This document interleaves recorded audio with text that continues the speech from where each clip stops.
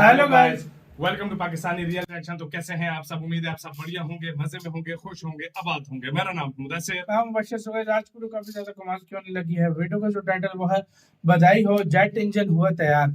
जो दुनिया मजाक उड़ाती थी, मेड इन इंडिया ने दिखाया कमाल। मतलब जेट इंजन भारत ने पहली बार तैयार कर लिया, क्योंकि भारत आज तक इंजन नहीं बना सका। हाँ भाई, तो फाइनली भारत ने तैयार कर दिया। दुनिया बहुत मजाक उड़ाती थी कि भारत के पास अपना कोई इंजन नहीं है, ये नहीं है, वो नहीं है। उन सब का मुंह बंद कर दिया है और मेड इन इंडिया का कमाल पूरी दुनिया के सामने आ गया। और यार मेड इन इंडिया बहुत सक्सेस रहा है भाई, बहुत तेजी भारत का। तो बिना किसी देरी के देखते हैं इनसाइड नॉलेज पे गाइस। ये वीडियो का लिंक मिल जाएगा आप लोगों को डिस्क्रिप्शन में। काउंट करते हैं 3, 2, 1 एंड स्टार्ट। दोस्तों, कुछ वक्त पहले तक भारत की सरकारी एजेंसी जैसे कि DRDO, ISRO, GTRE private companies को बिल्कुल भी डिफेंस से जुड़े हुए प्रोजेक्ट नहीं सौंपा करती थी। सारी की सारी मैन्युफैक्चरिंग का इजाद करना, मैन्युफैक्चरिंग से लेकर हर काम को सरकारी एजेंसी खुद ही करती थी। लेकिन बदलते वक्त के साथ साथ भारत की गवर्नमेंट एजेंसी ने प्राइवेट कंपनी के साथ हाथ मिलाया है और अब डिफेंस के स्वदेशी उपकरणों को दोगुनी तेजी से तैयार किया जा रहा है।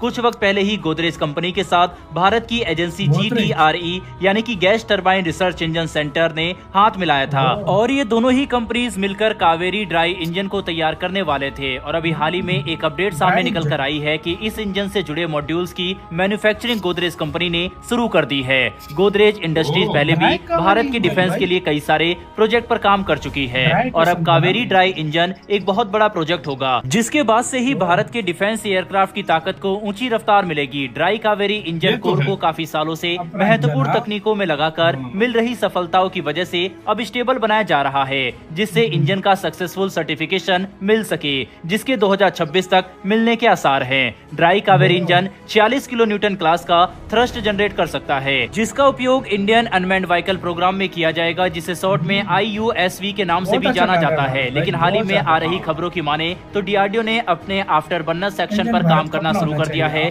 जो IUSV प्रोग्राम के लिए नहीं है, लेकिन इसे एक डेरिवेटिव के लिए इस्तेमाल किया जा सकता है, जिसे ड्राई कावेरी इंजन प्रोग्राम के सर्टिफिकेशन के बाद मंजूरी मिल सकती है। और साथ ही साथ जब से गोदरेज ने यह बड़ी खुशखबरी सुनाई है कि ड्राई कावेरी इंजन की मैन्युफैक्चरिंग का काम शुरू हो चुका है, तो तभी से लोगों का इंतजार अब खत्म हो चुका है। इंजन की मैन्युफैक्चरिंग शुरू होने के बाद इसे सबसे पहले छोटे और कम पावर के एयरक्राफ्ट में लगाकर इस्तेमाल किया जाएगा। दरअसल जीटीआरई ने गोदरेज के साथ एक एग्रीमेंट साइन किया है, जिसके तहत 6 कावेरी इंजन में इस्तेमाल होने वाले 8 तरह के मॉड्यूल गोदरेज टेक्नोलॉजी ट्रांसफर के अंतर्गत गोदरेज कंपनी भारत में ही प्रोड्यूस करने वाली है। और इस एग्रीमेंट के बाद से ही गोदरेज कंपनी भारत की पहली ऐसी प्राइवेट कंपनी बनी है जो कि किसी इंजन को प्रोड्यूस करेगी। गोदरेज ऑफिशियल्स की तरफ से आई स्टेटमेंट के अकॉर्डिंग इन 8 मॉड्यूल्स को 30 महीने के अंदर बनाकर तैयार कर दिया जाएगा, जिसकी मैन्युफैक्चरिंग हाल ही में शुरू हुई है। आगे चलकर ड्राई कावेरी इंजन को बड़े और घातक एयरक्राफ्ट में भी लगाया जाएगा, जिसके लिए डीआरडीओ फिलहाल एक अलग तरीके के आफ्टर बर्नर पर काम कर रही है। वहीं उसके बाद ये इंजन पहले के मुकाबले ज्यादा थ्रस्ट जनरेट कर पाएगा और अगर पहले वाले इंजन को छोटे और कम पावर वाले एयरक्राफ्ट में लगाने के बाद सक्सेसफुल सर्टिफिकेशन मिल जाता है, तो नए आफ्टर बर्नर को बनाकर बड़े UCAV एयरक्राफ्ट में इस्तेमाल किया जाएगा। पिछले साल 8 सितंबर 2022 को एक खबर आई थी कि मुंबई में 250 करोड़ के निवेश से एरोस्पेस प्रोडक्शन यूनिट को गोदरेज कंपनी ने सेटअप किया है। तो काफी ज्यादा चांसेस इस बात के हैं कि इन 8 मॉड्यूल्स की मैन्युफैक्चरिंग जो अब गोदरेज ने शुरू की है, उन्हें इसी एरोस्पेस प्रोडक्शन यूनिट में तैयार किया जाने वाला है। 1989 में जब डीआरडीओ ने अपने इस ड्राई कावेरी इंजन के प्रोडक्शन को शुरू किया था, तब फॉरेन मीडिया ने इसे पूरी तरीके से एक असफल प्रोजेक्ट बताया था।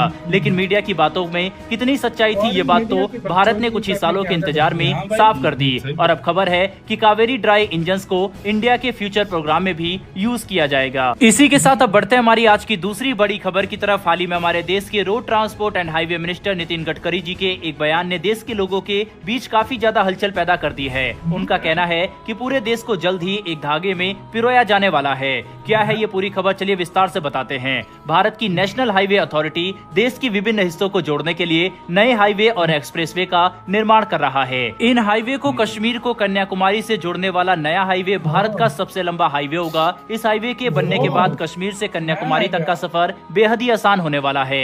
नितिन गडकरी के अंडर कंस्ट्रक्शन हाईवे को लेकर काफी जरूरी बातें कही है, जिसमें पहली यह है कि भारत के एक्सट्रीम नॉर्थ और एक्सट्रीम साउथ में न्यूली कंस्ट्रक्टेड हाईवे का उद्घाटन जल्द ही पूरे किए जाएंगे। और दूसरी जरूरी बात यह है कि कश्मीर से कन्याकुमारी सड़क हमारे लिए एक सपना था और ये सपना 2024 के शुरुआत तक सच हो जाएगा। वहीं पर उन्होंने तीसरी बड़ी बात ये कही है कि इस नई सड़क के निर्माण से दिल्ली और चेन्नई के बीच की दूरी भी बेहद कम हो जाएगी और परियोजनाओं के पूरे होने पर जम्मू कश्मीर में आने वाले पर्यटकों की संख्या भी 4 गुना बढ़ जाएगी।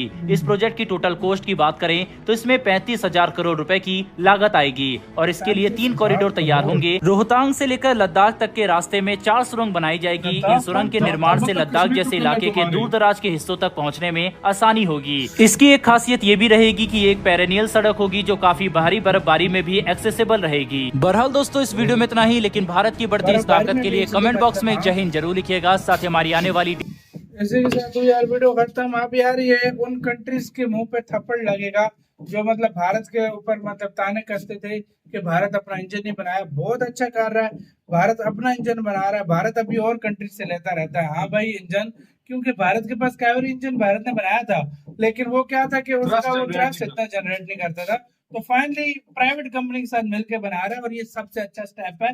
प्राइवेट कंपनीज को लाजमी लाना चाहिए भाई। और यार इस पे एक और बात भी है मेरी नजर में, अगर देखा जाए ना, देखो अगर आप दूसरे देशों से लेते हो, एक आपको चीज आप एक आइडिया आप लगाओ भाई। हाँ। अभी भारत को 5th जनरेशन फाइटर जेट के लिए चाहिए। हाँ। भारत कभी जाता है उसके साथ फ्रांस के पास हाँ। के मेरे साथ बनाओ, कभी यूके के पास के मेरे साथ बनाओ।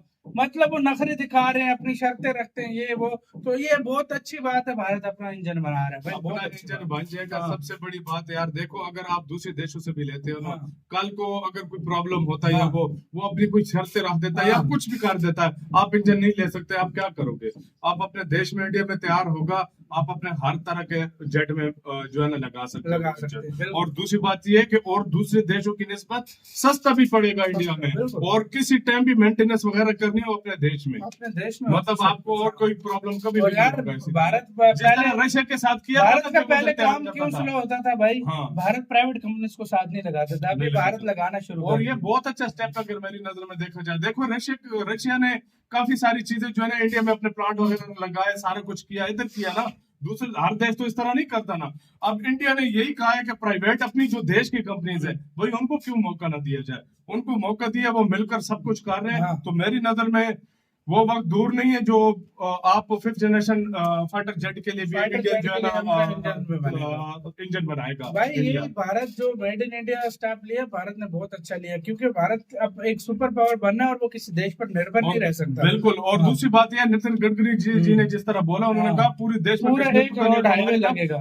एक हाईवे मतलब बनाएगा जो इंडिया का सबसे बड़ा 45,000 करोड़ का। 45,000 करोड़ का, मतलब ये बहुत बड़ी बात है अगर देखा नितिन जाए तो यार। गडकरी जी जो है सल्यूट है यार उनको यार। विजनरी लीडर है, वाकई कमाल के लीडर है। वाकई। आपका क्या सारे मामले में क्या कहना है? अपनी राय कमेंट सेक्शन में दें। आप क्या सोचते हैं? अपना बहुत ज्यादा ख्याल रखिएगा। तो यार